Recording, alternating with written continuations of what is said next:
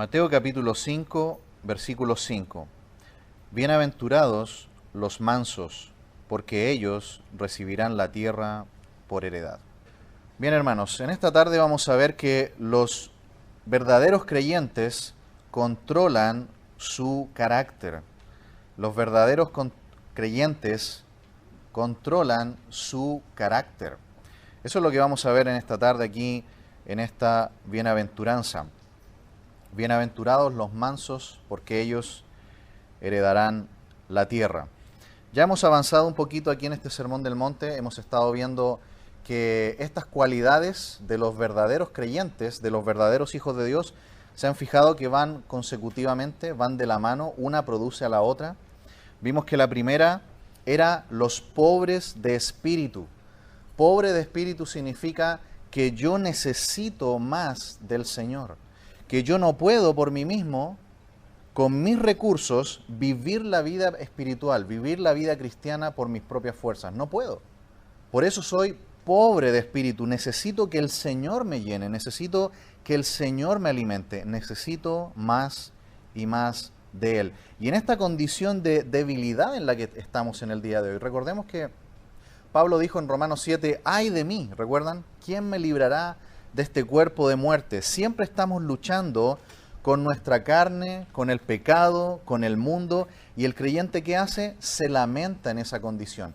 Gemimos dentro de nosotros, lloramos dentro de nosotros. Por eso que a continuación la segunda bienaventuranza es bienaventurados los que lloran.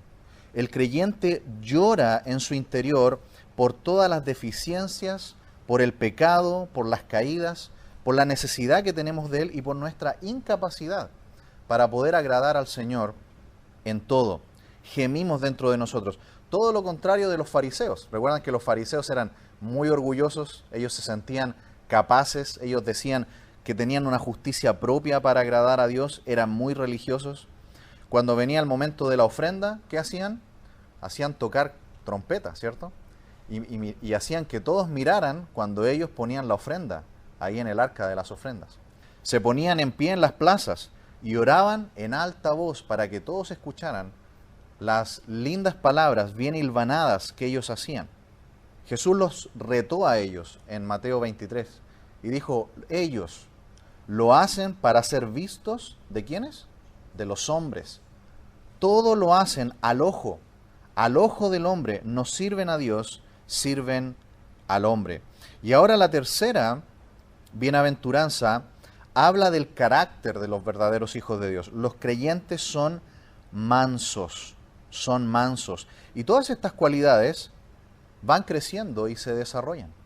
Son mansos. Pero antes de introducirnos para saber qué significa el que debemos ser mansos, preguntémonos nuevamente cuál es el corazón de este sermón.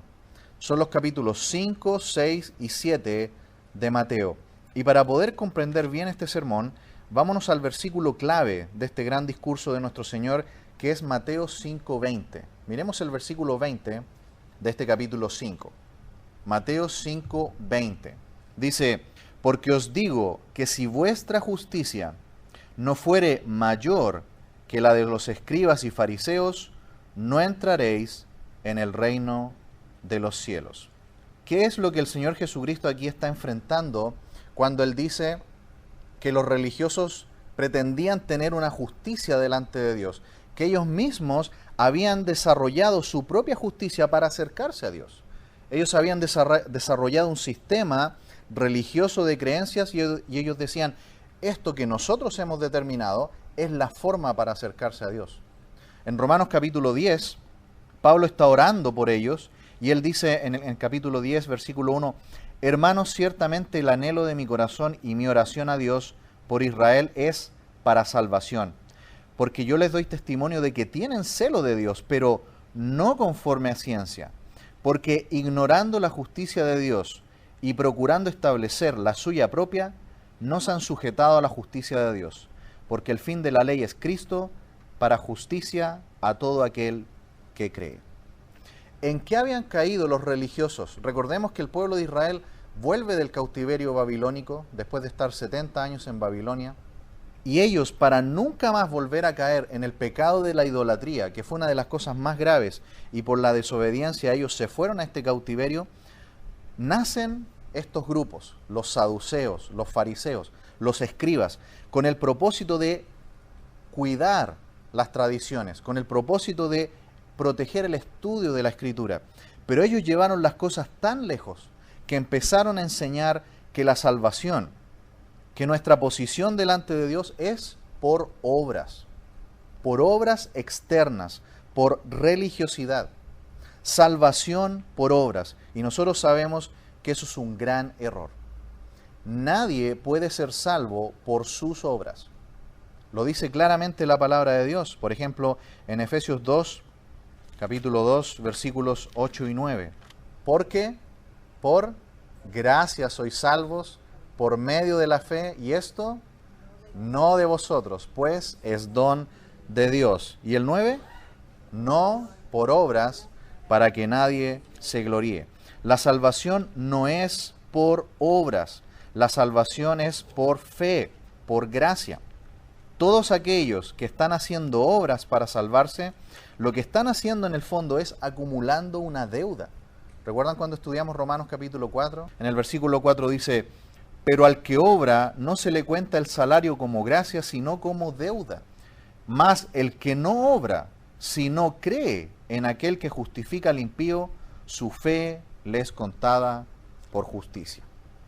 La salvación no puede ser por obras. De otro modo, vano es el sacrificio que hizo el Señor Jesucristo en la cruz.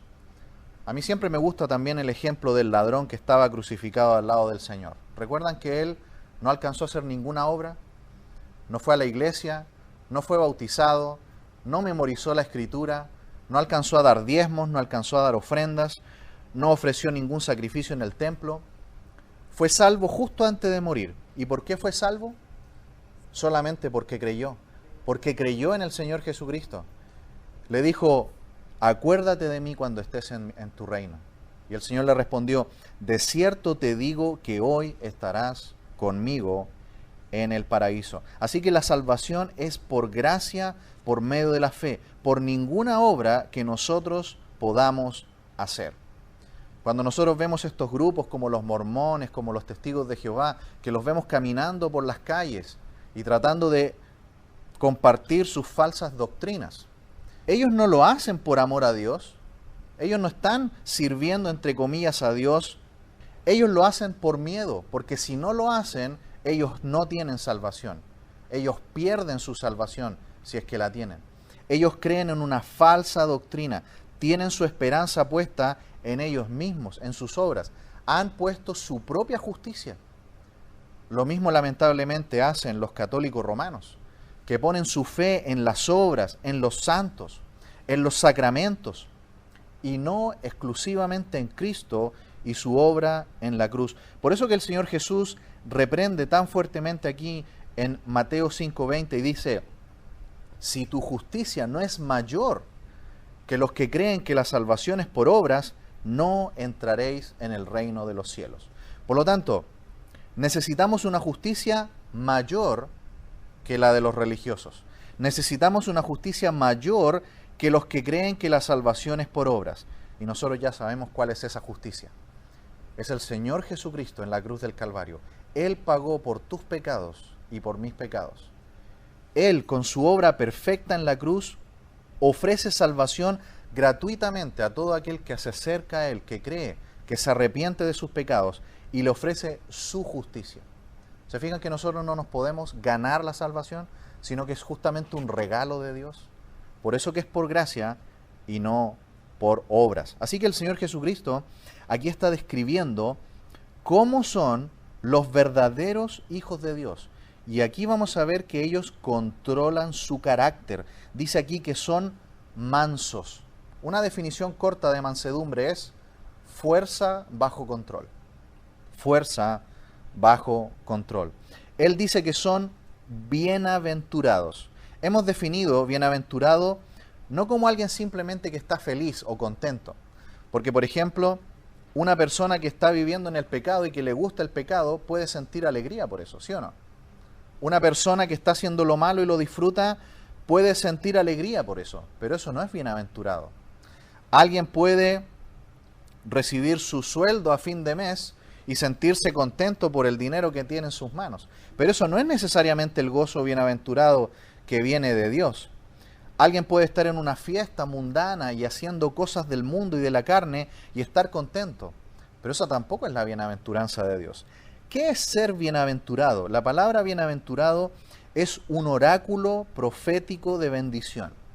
Es lo contrario al ay. ¿Recuerdan cuando en Isaías capítulo 5 dice, ay de los que llaman bueno a lo malo, ay de los que llaman dulce a lo amargo?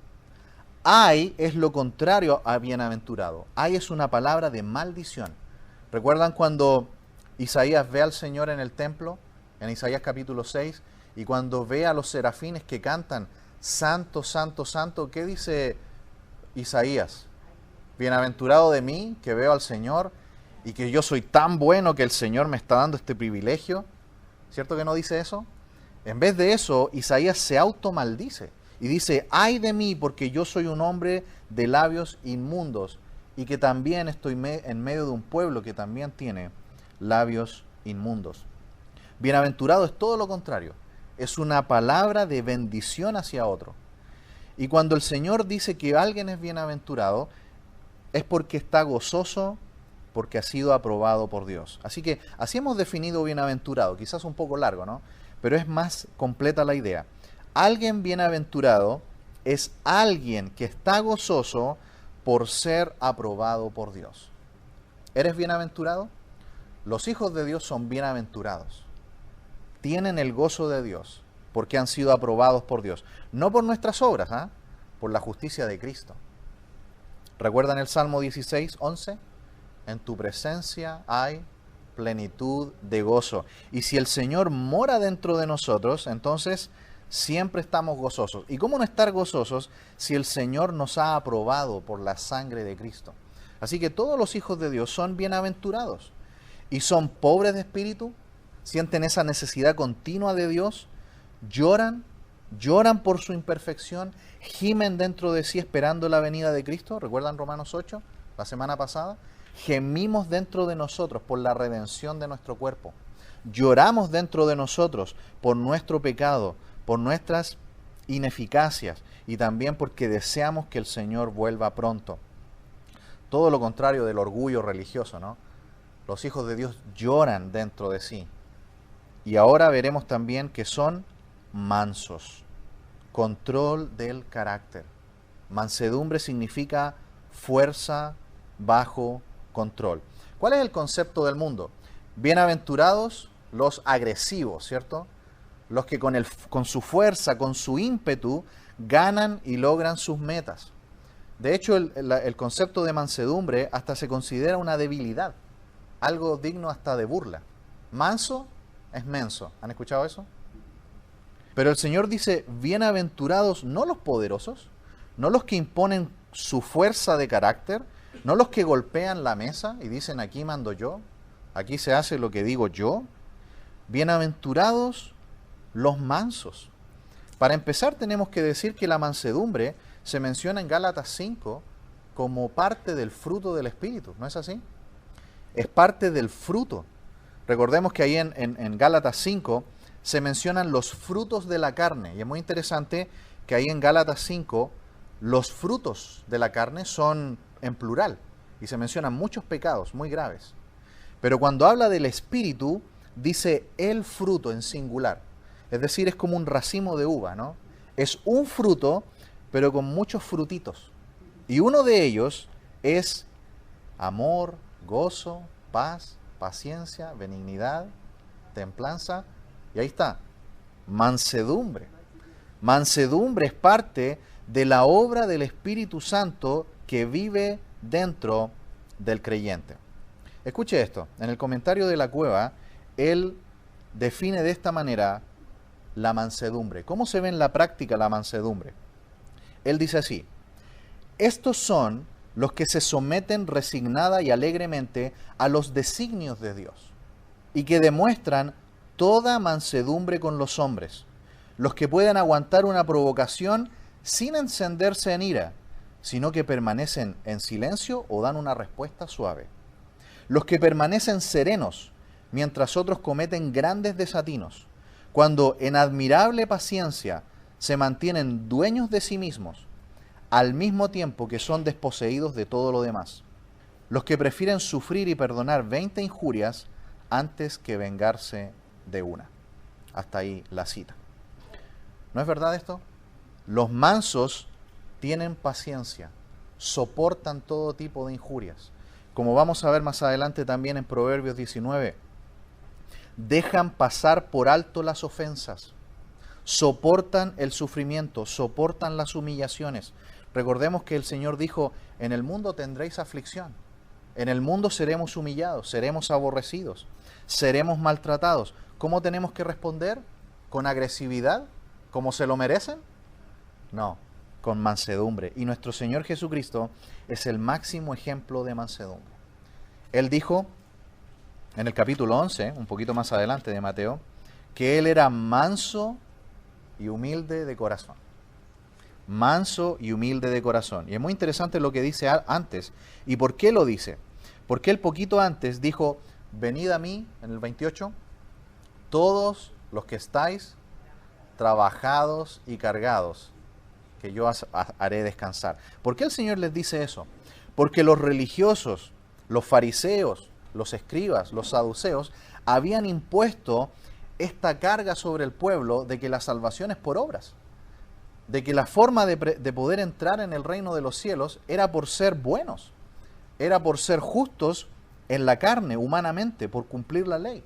Salvación por obras. Y esta era una carga terriblemente pesada, porque ni aun ellos podían cumplir la ley perfectamente. Por eso que el Señor dice, vengan a mí.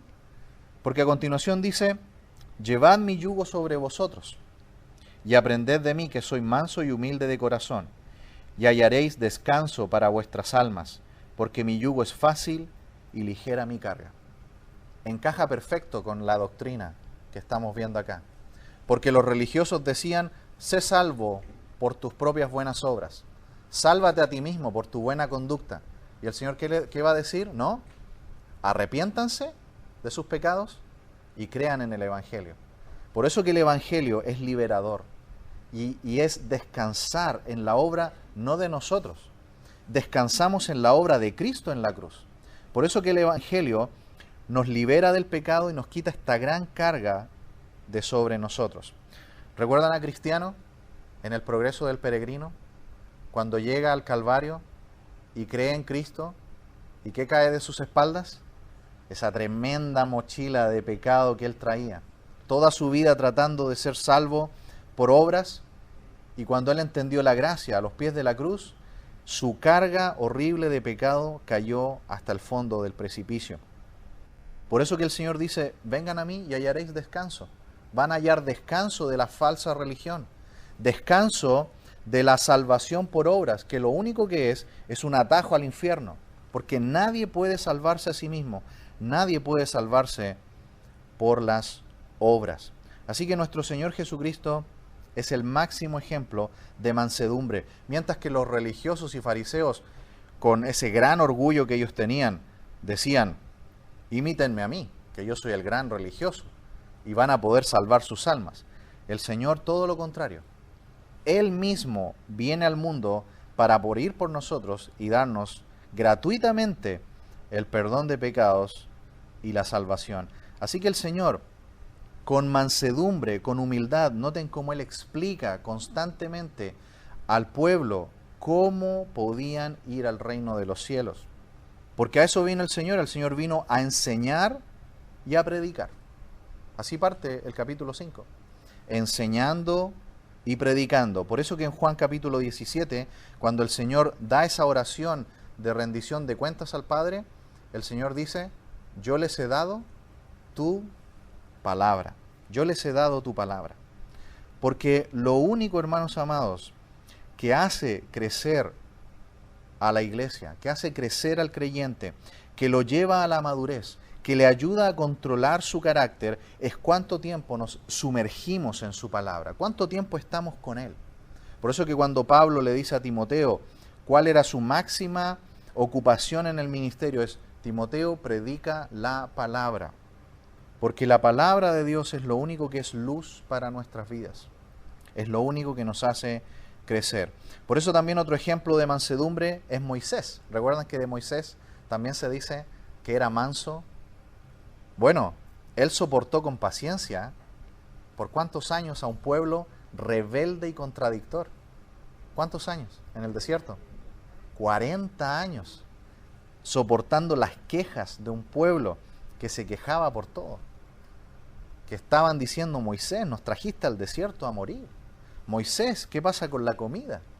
Puro maná y codornices. En Egipto teníamos ajos, teníamos cebollas, teníamos pepinos, ¿se acuerdan? Se quejaban por todo. Y Moisés, con tanta paciencia, por 40 años, con el pueblo. Por eso que la palabra de Dios lo destaca como un hombre manso y humilde. Así que así vamos a definir mansedumbre: fuerza bajo control. Porque no somos paredes, somos personas. Dentro de nosotros también tenemos un límite. Y nuestro carácter tensiona y se estira. Y llega un punto que nos llevan a nuestro límite, ¿no es así? Pero se nos llama a ser mansos, a controlar nuestro impulso y a tratar al otro siempre con el compromiso de amarlo. Veamos más acerca del carácter manso de Jesús. Primera de Pedro capítulo 2, por favor. Vamos a leer versículo 20. Dice: pues, ¿qué gloria es si pecando sois abofeteados y lo soportáis? Mas si haciendo lo bueno sufrís y lo soportáis, esto ciertamente es aprobado delante de Dios.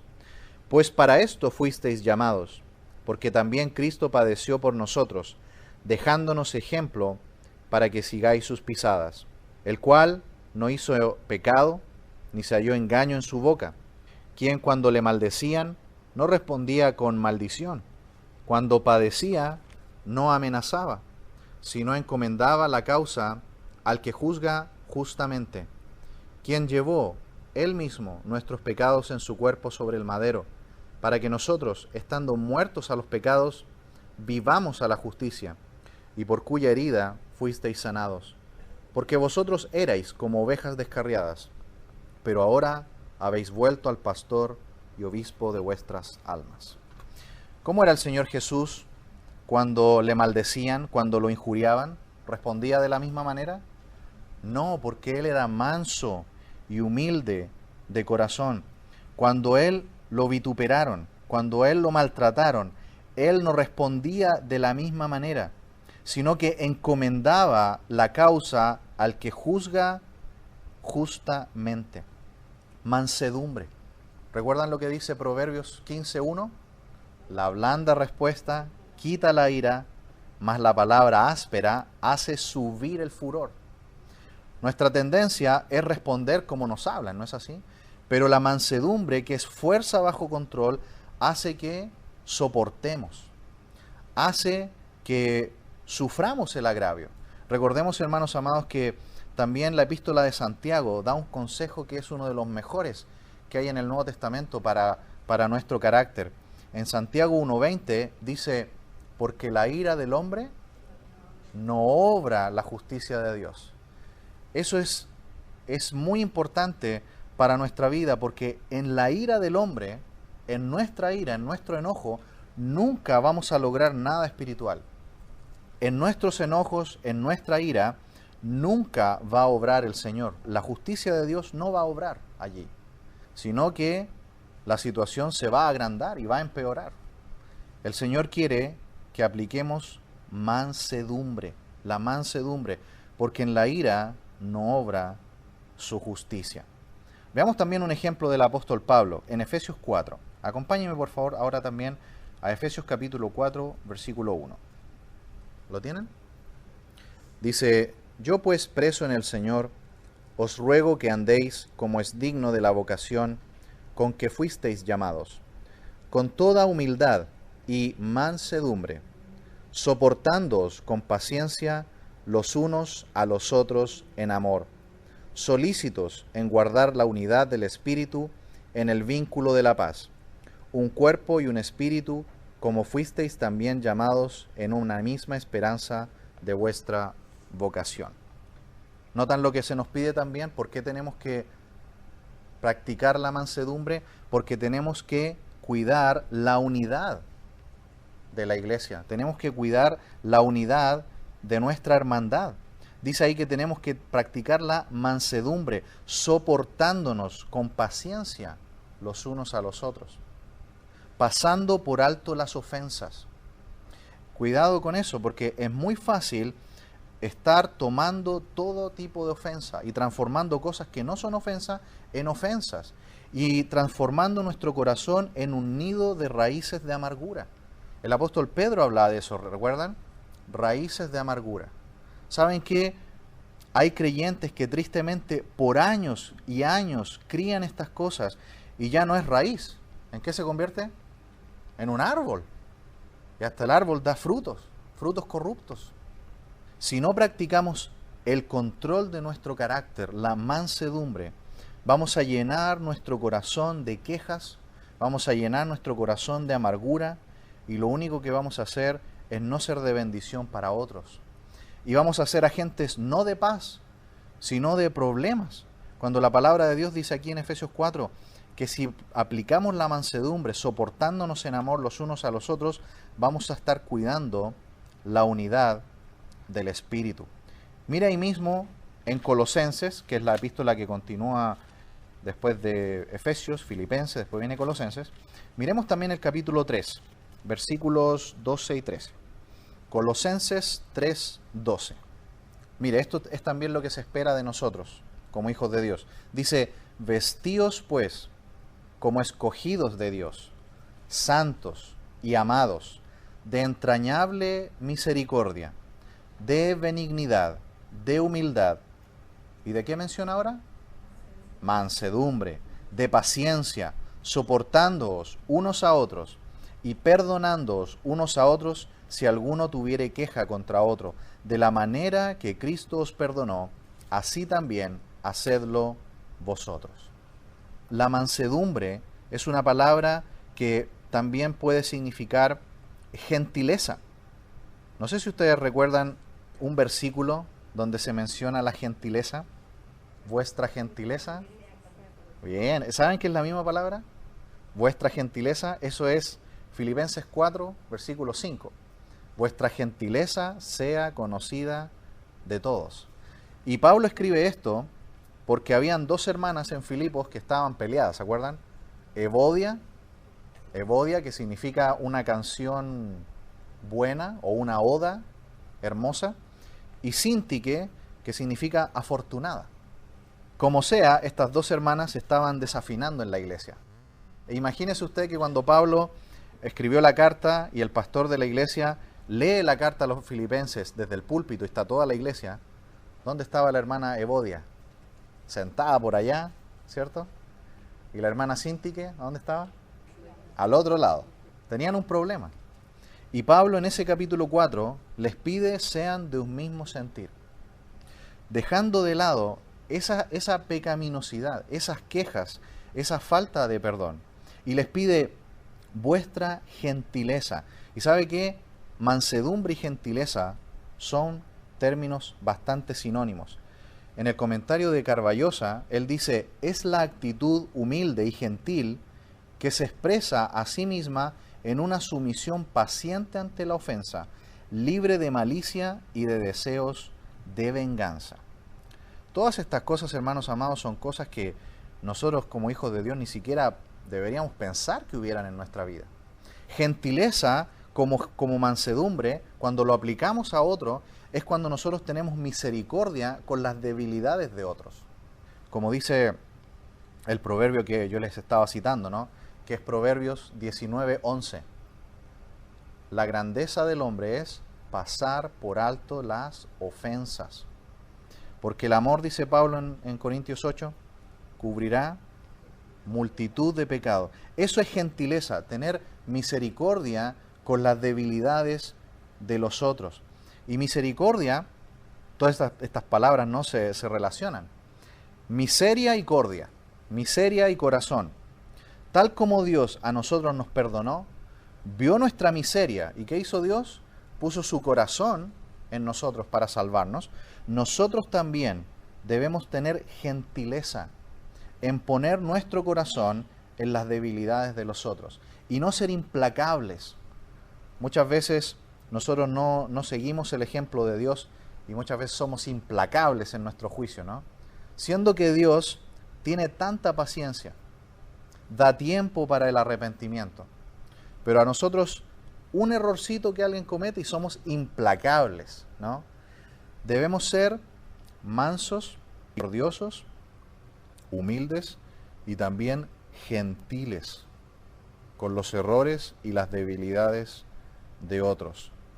Es mucho mejor pasar por alto las ofensas que andar atrapando toda ofensa, porque al final lo único que estamos haciendo es llenar nuestro corazón de amargura y terminamos finalmente siendo no de bendición, sino hasta de tropiezo hacia otros.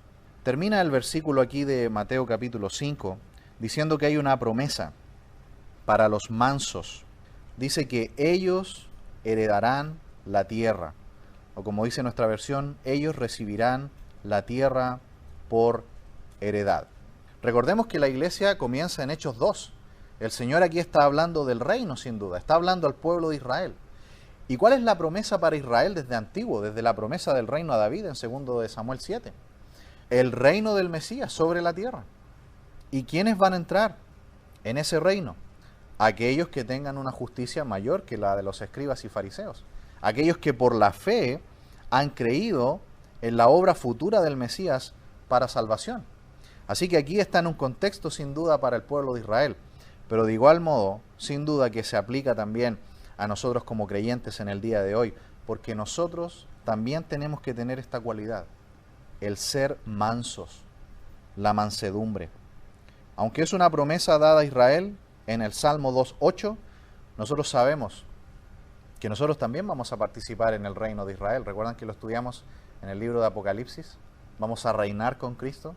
Y luego, en los cielos nuevos y tierra nueva, también estaremos eternamente, todos los salvos de todos los tiempos, reinando por los siglos de los siglos.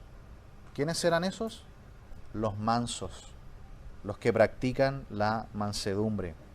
Aquellos que tenemos este carácter, que es una fuerza que tenemos dentro de nosotros, pero que la tenemos bajo control, somos dueños de nosotros mismos. Y esta es una obra que solamente puede hacer el Espíritu de Dios en nosotros. Debemos permitir que el Espíritu Santo de Dios controle nuestra vida.